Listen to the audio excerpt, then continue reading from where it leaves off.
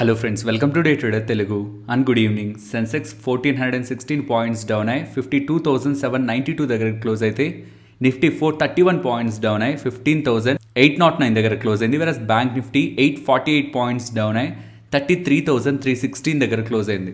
ఇవాళ మార్కెట్ ఓపెనింగ్కి ముందే మీన్స్ ఇవాళ ఎర్లీ మార్నింగే మనకి నిఫ్టీలో 300 పాయింట్ దగ్గరగా గ్యాప్ డౌన్ అవుతుందనే ఇండికేషన్ ఉంది.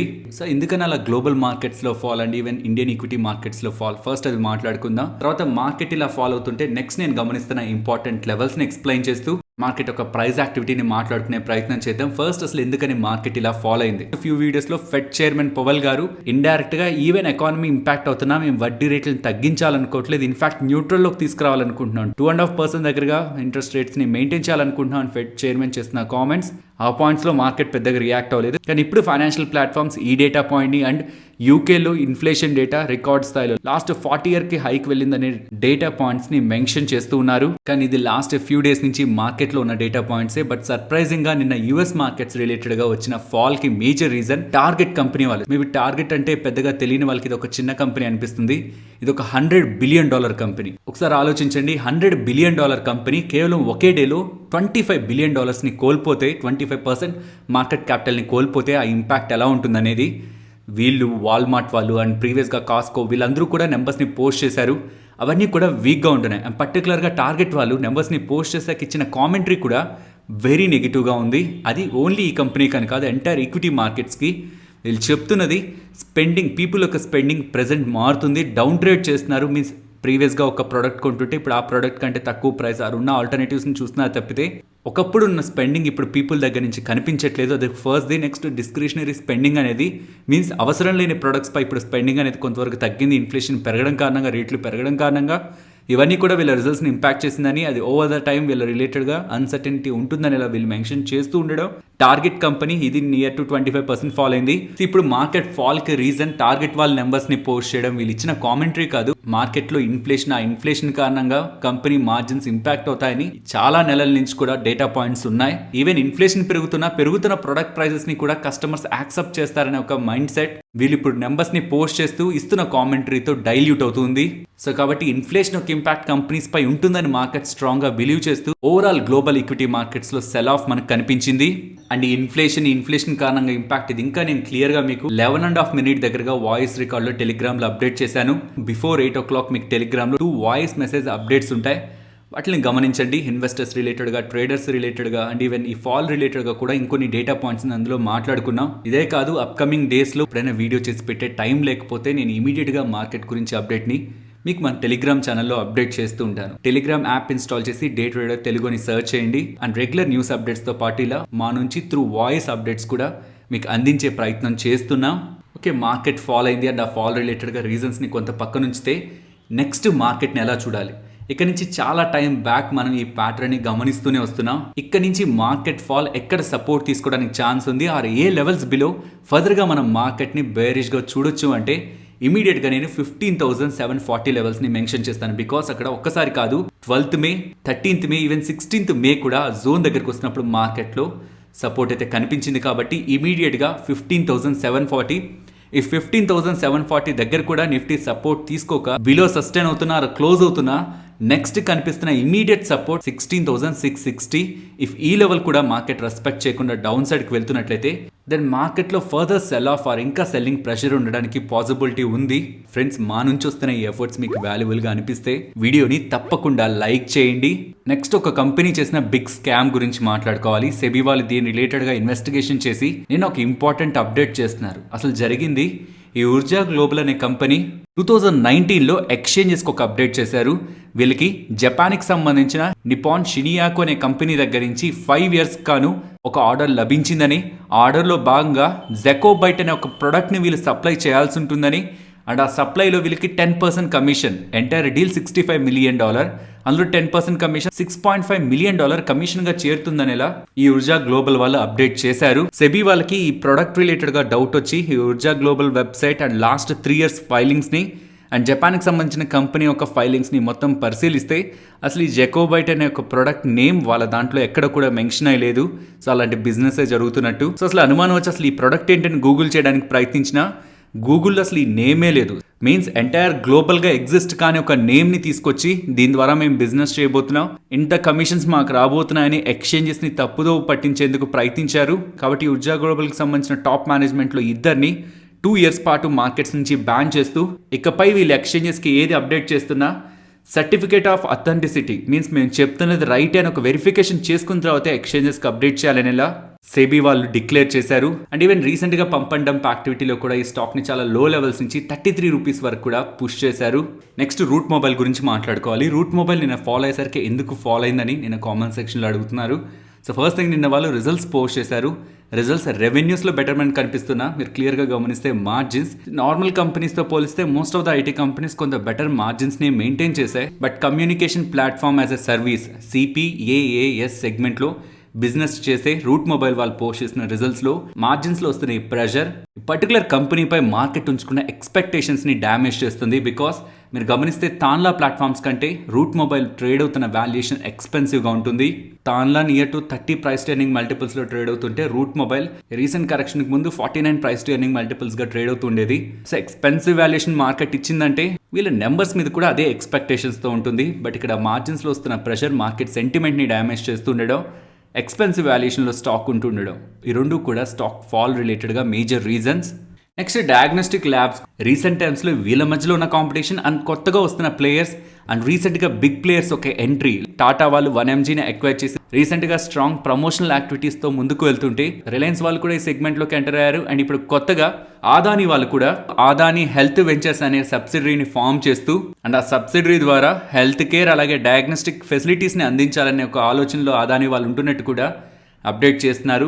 ఆల్రెడీ ఇంటెన్స్ కాంపిటీషన్ ఉన్న సెగ్మెంట్, అడిషనల్గా స్మాల్ ప్లేయర్స్ ఎవాల్వ్ అవుతుంటే ఈ రీసెంట్ టైమ్స్లో బిగ్ ప్లేయర్స్ ఒక ఎంట్రీ, అందులో రిలయన్స్, టాటా, ఇప్పుడు కొత్తగా ఆదాని. దీంతో ఫర్దర్గా ఈ సెగ్మెంట్లో బిజినెస్ అండ్ మార్జిన్స్ ఎలా ఉండబోతున్నాయి అనే ఒక క్వశ్చన్ మార్క్స్ ఫర్దర్గా ఈ స్టాక్స్ రిలేటెడ్గా అన్సర్టెనిటీని క్రియేట్ చేస్తూ ఉంటాయి.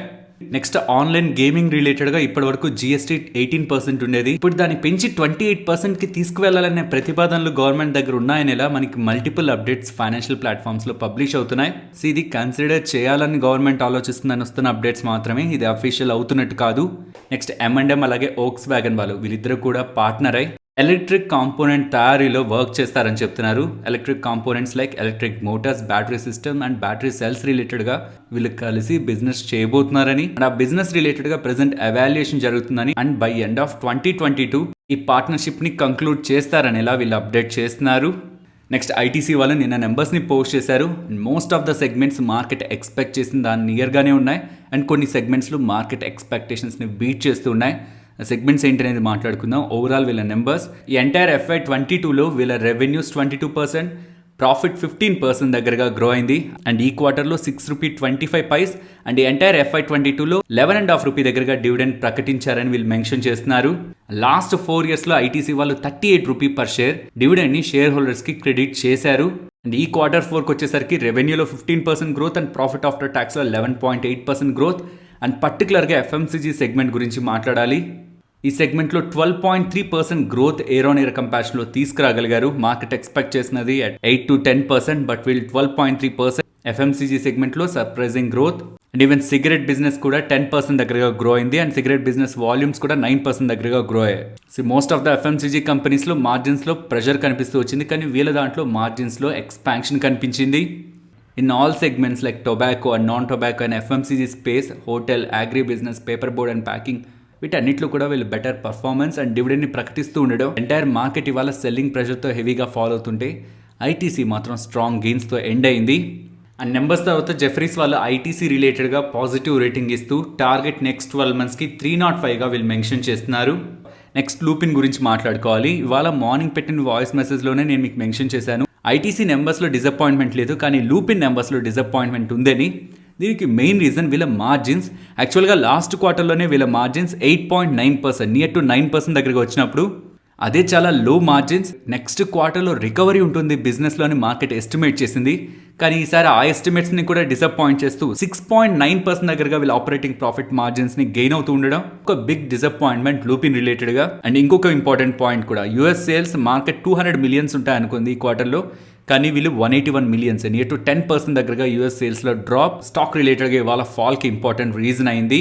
నెక్స్ట్ పిడిలైట్ ఇండస్ట్రీస్ కూడా ఇన్ఫ్లేషన్ ఎంత ఇంపాక్ట్ చేస్తుందని మనకు అర్థం కావడానికి ఒక స్మాలర్ కంపెనీస్ అండ్ వాటి మార్జిన్స్ కాదు, even big companies having strong brand presence and monopoly ఉన్న కంపెనీస్ కూడా మార్జిన్స్లో ఈ ప్రెషర్ కనిపిస్తున్నప్పుడు మనకు అర్థమవుతుంది బయట ఇన్ఫ్లేషన్ ఇంపాక్ట్ కంపెనీ మార్జిన్స్పై ఎలా పడుతుందని. వీళ్ళ మార్జిన్స్ కూడా సిగ్నిఫికెంట్గా డౌన్ అయ్యాయి. యాక్చువల్గా వీళ్ళు ఇచ్చే గైడెన్స్ మార్జిన్స్లో 20-24% ఉంటుందని. సో వీళ్ళు ఎప్పుడు రిజల్ట్స్ని పోస్ట్ చేస్తున్నా 20 నుంచి 24% మధ్యలో మార్జిన్స్ ఉంటాయనేలా గైడెన్స్ వీళ్ళది ఉంటుంది. కానీ వీళ్ళు 16% మార్జిన్స్ ఇప్పుడు పోస్ట్ చేస్తుండడం మార్కెట్ దాని ఒక నెగిటివ్ సర్ప్రైజ్గా తీసుకుంది. అండ్ ఇన్ఫాక్ట్ ఇన్ఫ్లేషనరీ ఇంపాక్ట్ అనేది, నెగిటివ్ ఇంపాక్ట్ అనేది కొంత టైం వరకు కూడా ఉంటుందనేలా మేనేజ్మెంట్ చేస్తున్న కామెంటరీ ఆఫ్టర్ రిజల్ట్స్ స్టాక్ పెరగకుండా ఫాలో అవడానికి రీజన్ అయ్యాయి. నెక్స్ట్ మనప్పురం ఫైనాన్స్, వీళ్ళు కూడా నెంబర్స్ని పోస్ట్ చేశారు. వీళ్ళ దాంట్లో ప్రాబ్లం వీళ్ళ నాన్ పర్ఫార్మింగ్ అసెట్స్. గోల్డ్లో నాన్ పర్ఫార్మింగ్ అసెట్స్ ఏంటి, తాకట్టు పెడతారు, వాళ్ళు సరైన టైంలో డబ్బులు కట్టకపోతే వీళ్ళకి కొలెటరల్గా గోల్డ్ ఉంటుంది కదా అంటే అది ఫ్యాక్టే, ఫైనాన్షియలీ పెద్ద ఇంపాక్ట్ ఉండదు. కానీ ఆప్షన్స్ అండ్ ఆ ప్రొసీజర్ అంతా కంప్లీట్ చేసి అగైన్ ఆ మనీ వీళ్ళకి ఫ్లో అయ్యి అది అగైన్ వీళ్ళు బిజినెస్లో పెట్టడానికి కొంత ల్యాగ్ ఉంటుంది. దీంతో ఎర్నింగ్స్ మొమెంటం కొంత డ్యామేజ్ అవుతుంది. కాకపోతే సడన్గా వీళ్ళ గోల్డ్ ఎన్పిఎస్ లాస్ట్ టైం 1.4% ఉంటే ఇప్పుడు అది నియర్ టు డబల్, మీన్స్ 3%కి వెళ్తూ ఉండడం ఎగ్జిస్టింగ్ ఉన్న వాళ్ళ బిజినెస్లో ఉన్న డిస్టర్బెన్స్ రిఫ్లెక్ట్ చేస్తుంది. అండ్ మైక్రో ఫైనాన్స్ రిలేటెడ్గా కూడా ప్రీవియస్గా 2.8 వీళ్ళ ఎన్పిఎస్ ఉంటే ఇప్పుడైతే 3.5 అయింది. And even net interest margin కూడా లాస్ట్ డే సేమ్ టైంలో 16% ఉంటే ఈసారి 13%కి వస్తూ ఉండడం ఓవరాల్గా ఎంటైర్ రిజల్ట్స్లో నెగిటివ్ ఎలిమెంట్స్ అయితే ఇవి. సో ఈ రీజన్స్తోనే వాళ్ళ స్టాక్ ఇంతలా డౌన్ అయింది. ప్రజెంట్ ఉన్న ఎస్టిమేట్స్ ప్రకారం సెన్సెక్స్లో ఉన్న డాక్టర్ రెడ్డీస్ ల్యాబ్స్ని రిమూవ్ చేసి టాటా మోటార్స్ని యాడ్ చేస్తారనేలా అప్డేట్ అయితే కనిపిస్తుంది. నెక్స్ట్ రత్నమణి మెటల్స్, వీళ్ళు నెంబర్స్ని పోస్ట్ చేశారు. నెంబర్స్ క్లియర్లీ మనకి quarter on quarter, year on year కంపారిజన్లో గ్రో అవుతున్నాయి. దీంతోపాటు 1:2 బోనస్ని కూడా ప్రకటించారు. మీన్స్ 2 షేర్స్ హోల్డ్ చేస్తున్న వాళ్ళకి ఒక ఫ్రీ బోనస్ షేర్ని కమింగ్ డేస్లో క్రెడిట్ చేస్తూ స్టాక్ ప్రైస్ని దానికి తగ్గట్టు అడ్జస్ట్ చేస్తారనేలా మనం అర్థం చేసుకోవాలి. నెక్స్ట్ నిఫ్టీ అలాగే bank Nifty support and resistance. Nifty సపోర్ట్గా 15,770 గమనిస్తున్నాను. ఇవాళ మెన్షన్ చేసిన లెవెల్, టెలిగ్రామ్లో మెన్షన్ చేసిన లెవెల్, బికాస్ ఇవాళ నిఫ్టీ ఫాలో అవుతూ ఎటు 15,770 దగ్గర సపోర్ట్ తీసుకొని కొంత అప్సైడ్ క్లోజ్ అయింది కాబట్టి, సో ఈ 15,770 ఎస్టర్డే లో కూడా అవుతుంది కాబట్టి ఇది ఈ లెవెల్కి ఇంకాస్త ఇంపార్టెన్స్. 15,770 ఇమీడియట్ సపోర్ట్ అండ్ ఇక్కడ నుంచి అప్సైడ్కి వెళ్తుంటే 15,860. అండ్ బ్యాంక్ నిఫ్టీ రిలేటెడ్గా కూడా 33,300 దగ్గర. సో ఇఫ్ ఓపెనింగ్ ఆ లెవెల్ బిలో జరుగుతుంటే 33,130, లేదా ఆ లెవెల్ అప్ సైడ్ అవుతుంటే 33,675. ఇవి నేను ఇంపార్టెంట్గా చూస్తున్న లెవెల్స్.